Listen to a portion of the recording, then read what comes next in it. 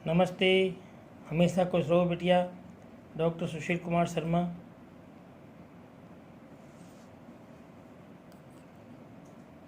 रोगों के अधिष्ठान के बारे में बताने जा रहा हूँ।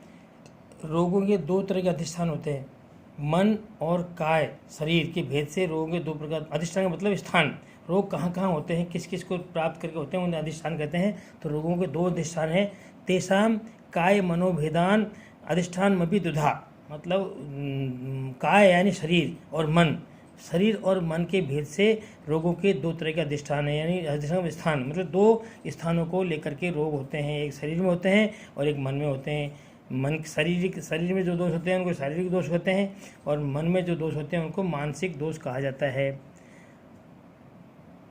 मन को दूषित करने वाले भी दो दोष होते हैं। कौन कौन से? रज और तम। रज और तम मन को दूषित करने वाले होते हैं। तो रजस तमस्य मनसो दो च दोषा बुधा हृतो। रज और तम जो है मन को दूषित करने वाले दो दोष हैं। तीसरा जो दोष है वो सत्व है, वो मन का गुण कहलाता है। तो दो तरह के दोष हैं मन के, रज और तम। अब है रोग ज्ञान के उपाय। आगे बताया रोग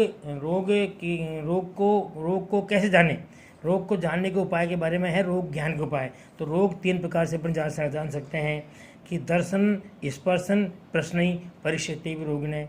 मतलब दर्शन यानी देख करके, रोगी को देख करके, रोगी को स्पर्श करके और रोगी से प्रश्न करके, मतलब तीन प्रकार से रोगों के बारे में अपन जान सकते हैं। रोगी को देख करके, रोगी को स्पर्श करके यानी उसको हाथ में नाड़ी देख करके, और प्रश्न यानी उससे प्रश्न करके, भाई तुम्हारी तबीयत कैसी है, कब से बुखार है, इस तरह का प्रश्न करके। परीक्षित रोग, मतलब इस तरह से रोगी की परीक्षा की जा सकती है तीन प्रकार से। तो ये रोगी की परीक्षा के तीन प्रकार के कारण हैं। आगे है रोग जानने। अब तो ये तो रोगी की परीक्षा है। अब है रोग की जानने की परीक्षा क्या है। तो रोग जानने की परीक्षा के 5 प्रकार हैं। कौन कौन से हैं? रोगम, निदान, प्रागरूप, रूप, लक्षण, उपसय, संप्राप्ति भी, आपति भी। इस प्रकार से 5 प्रकार से तो रोग क्या होते हैं। सबसे पहले उसका निदान का मतलब कारण, रोग का क्या कारण है। निदान का मतलब कारण, किस कारण से रोग उत्पन्न हुआ है। प्राग रूप का मतलब उसके पूर्व रूप, यानी बुखार ज्वर हो रहा है तो ज्वर के पहले जो उसके पूर्व रूप होते हैं, हाथों में दर्द होना, पसीना आना, इस तरह के वो पूर्व रूप वो होते हैं। रूप यानी उसके प्रकट रूप, यानी रोग का उत्पन्न हो जाना। और उपसय और संप्राप्ति, इस प्रकार से संप्राप्ति यानी उसका मिल जाना। इस प्रकार से 5 प्रकार के ये रोग होते हैं। रोगों की जानने की 5 प्रकार की प्रक्रिया है, उससे रोगों को देखना चाहिए प्रागरूप के रूप में। अब है देश कितने प्रकार के होते हैं उसके बारे में बताया गया है कि देश भी 2 प्रकार के होते हैं। भूमि देह प्रभेदेन देश माहू रिपु दुधा, मतलब 2 प्रकार का देश है, भूमि देश और देह देश। इस प्रकार से 2 प्रकार के देश होते हैं। अब भूमि देश को भी प्रकार बताए गए। भूमि देश के 3 प्रकार बताए इन्होंने भूमि देश के। तो जांगलम, वात भूयिष्ठम, अनुपम तु कुफलगुणम, मतलब जांगल, अनूप और साधारण। इस प्रकार से भूमि देश 3 प्रकार का बताया है, जांगल देश, अनूप देश और साधारण देश। तो जांगल कैसा होता है? जांगलम वात भूयिष्ठम, जांगल देश क्या है? वात भूयिष्ठम यानी वात रोगों को ज़्यादा होने वाले जांगल देश होते हैं, मतलब जांगल देश में वात रोग ज़्यादा पैदा होते हैं। अनुपम तो कफोलवनम, और अनूप देश में कफ की विकृति ज़्यादा होती है, कफ की प्रधानता ज़्यादा होती है, वो अनूप देश कहलाता है। साधारण सम्मलम, और साधारण देश सब प्रकार के साधारण देश है, उसमें साधारण में सब दोष समान रूप से रहते हैं। इस प्रकार से त्रिधा भूमि देश, 3 प्रकार का भूमि देश कहलाता है, ये बताया इसमें। अब है काल कितने प्रकार का है कि काल क्षणादि व्याधि व्यवस्था से कालो भेषज योगकृत, मतलब क्षण काल भी 2 प्रकार का होता है, एक तो क्षण और एक दूसरा व्याधि की अवस्था। मतलब क्षण का मतलब जैसे 1 पल है, 2 पल है, ये क्षण। और व्याधि की अवस्था यानी व्याधि पहले पूर्व रूप में है, फिर बाद में व्याधि की अवस्था बड़ी, वो व्याधि की अवस्था। तो इस प्रकार से ये काल भी 2 प्रकार का माना गया है। रोगी की अवस्था में पहले नवीन ज्वर है, पुरातन ज्वर है, ये रोगी की अवस्था के बारे में माने गए हैं। आगे बताया है औषध के 2 भेद बताए गए हैं। औषध के 2 भेद कौन कौन से?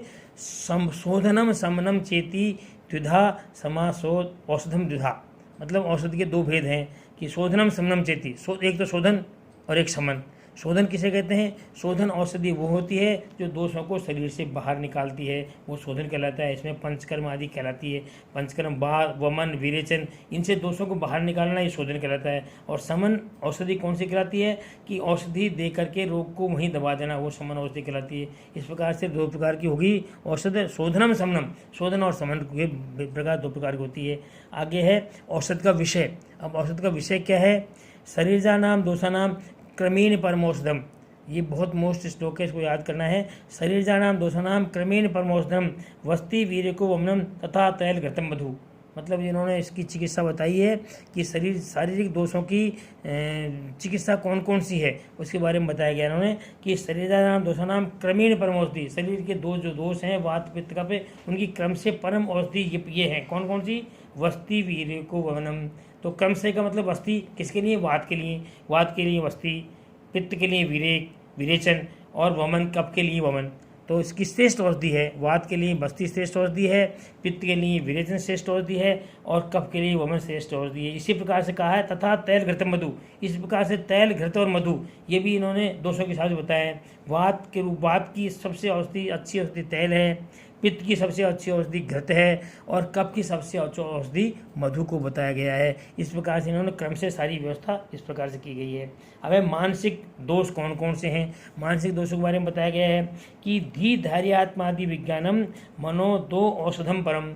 मतलब मन औषधम, मतलब मन की औषध, मन की जो औषध है वो कौन सी है परम औषध? वो कहें धी धैर्य, यानी धी यानी बुद्धि, और धति यानी धारण करने की शक्ति। बुद्धि, धृति और आत्मा का ज्ञान करना, यही जो है मन की औषधि कहलाती है। मन की औषधि यही कहलाती है। उत्कृष्ट मन की औषधि यही है कि धी, धृति और आत्मा आदि का ज्ञान होना, ये मन की औषधियाँ कहलाती है। इस प्रकार से अब चिकित्सा के 4 पादों का वर्णन करने जा रहा हूँ। चिकित्सा के 4 पाद यानी चिकित्सा के 4 कौन कौन से पहलू होते हैं, भाग होते हैं, उसके बारे में बताया कि विषय द्रव्यानुपस्था रोगी पाद चतुष्टयम चिकित्सा निर्दिष्टम प्रत्येकम तत्चतुर्गुणम। मतलब भिषक यानी होता है वैद्य, चिकित्सक, द्रव्य यानी औषधि, उपस्थाता यानी परिचारक, और रोगी ये रोगी। इस प्रकार से पाद ये चिकित्सा के 4 पाद कहलाते हैं। चिकित्सा के 4 अंग कहलाते हैं। 4 पाद का मतलब 4 विभाग कहलाते हैं कि चिकित्सक होगा पहले, चिकित्सक के बाद में और द्रव्य यानी औषधि होगी, फिर उपस्थाता यानी परिचारक होगा जो डॉक्टर के साथ काम करता है वो, और रोगी। ये इस प्रकार से 4 प्रकार के बताए गए हैं। आगे चिकित्सा निर्दिष्टम प्रत्येकम, और इन सब के भी इन 4 जो पाद बताए गए चिकित्सा के, इन सब के प्रत्येक के 4 गुण अलग अलग बताए गए हैं कि चिकित्सक के भी 4 गुण होते हैं, द्रव्य के भी 4 गुण होते हैं, औषधि के भी, उपस्थाता के भी 4 गुण होते हैं, और रोगी के भी 4 गुण होते हैं। इस प्रकार से इनको सबके अलग अलग 4 गुण बताए गए हैं। इस प्रकार से 16 प्रकार के हो जाते हैं।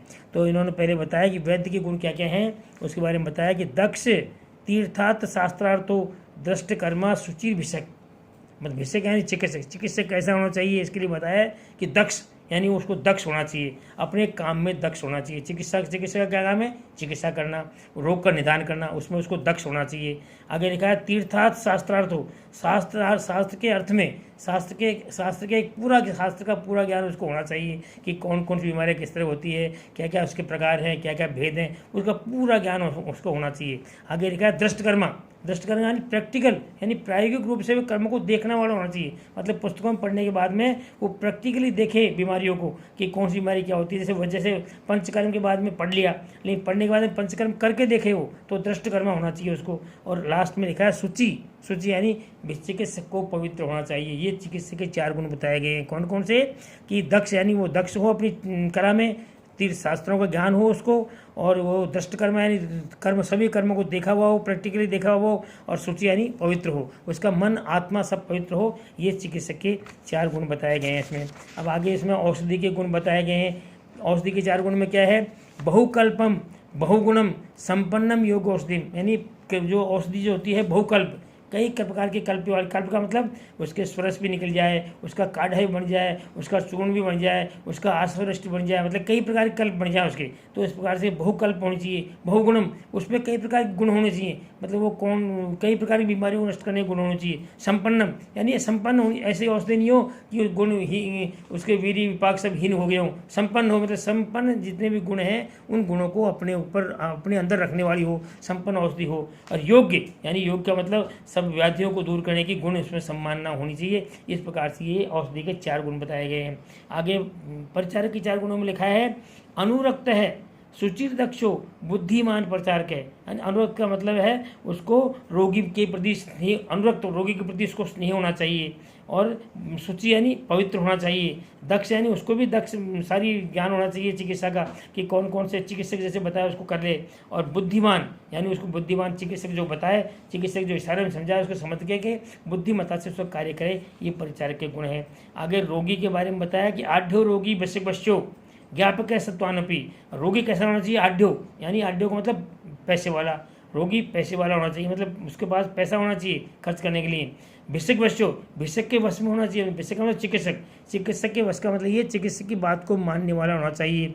ज्ञापक है, ज्ञापक का मतलब होता है वो अपनी बीमारी के बारे में बताने वाला होना चाहिए कि मेरे को यहाँ दर्द है, यहाँ दर्द नहीं है, यहाँ ऐसी तकलीफ है, मतलब उसके बारे में बोले बताए, ज्ञापक को ज्ञाप बताने वाला होना चाहिए। और सत्वानपी यानी सत्वमान होना चाहिए, मतलब वो दर्द को सहन करने की शक्ति उसमें हो। इस प्रकार के ये रोगी के 4 गुण बताए गए हैं। इस प्रकार से रोगी के 4 गुण बताए। इसमें आगे लिखा है इन्होंने कि व्याधि भी 2 प्रकार की होती है, साध्यो असाध्यो इति व्याधि द्विधा। साध्य का मतलब ठीक होने वाली और असाध्य का मतलब नहीं ठीक होने वाली। इस प्रकार से 2 प्रकार की व्याधि बताई है। तो पुनर्विधा, इसको भी पुनः 2 प्रकार की बताई गई है, यानी साध्य व्याधि भी 2 प्रकार की और असाध्य व्याधि भी 2 प्रकार की बताई गई है। तो साध्य में कौन सी? सुख साध्य, साध्य में जो आसानी से ठीक होने वाली, और दूसरी साध्य में कष्ट यानी कठिनता से ठीक होने वाली। और जो असाध्य व्याधि है वो 2 प्रकार की कौन सी है? याप्यो या अनुष्क्रम है। याप्य यानी जब तक औषधि दो तब तक ठीक हो जाएगी, अनुपक्रम मतलब बिल्कुल ठीक नहीं हो रही, मतलब चिकित्सा नहीं करने से छोड़ देना। ये इस प्रकार से 2 प्रकार की व्याधि है। अब आगे उन्होंने बताया कि जो सुख साध्य व्याधि के क्या लक्षण होते हैं उसके बारे में बताया है कि सर्वोषध क्षमे, मतलब सब प्रकार की औषधों को लेने में वो मतलब रोगी सभी प्रकार की औषधि ले सकता हो, चूर्ण भी ले ले, आसो भी ले ले, कैप्सूल भी ले, इंजेक्शन, मतलब ये नहीं कि मैं इंजेक्शन ले लूँगा, सब प्रकार की औषधि को लेने में सक्षम होना चाहिए। देह युन है, यानी देह में युवा होना चाहिए, पुरुष होना चाहिए। जितात्मन है, यानी उसका वो अपनी इंद्रियों के ऊपर उसको विजय प्राप्त करनी होनी चाहिए। अमर्म को, रोग मर्म में स्थान में नहीं गया हो, अल्प हेतु छोटे कारण से रोग उत्पन्न हुआ हो, और उग्र रूप धारण नहीं किया हो, और उपद्रव उसमें नहीं हुआ हो। इस प्रकार से जो होगा वो क्या कहलाएगा? वो बिल्कुल ऐसा कहलाएगा कि वो बिल्कुल सुख साध्य रोग की श्रेणी में आता है। इस प्रकार से ये अध्याय आपका पूरा। This session provide by digital session 2। I hope you have any query, please mention comment box, I will resolve it. Thank you.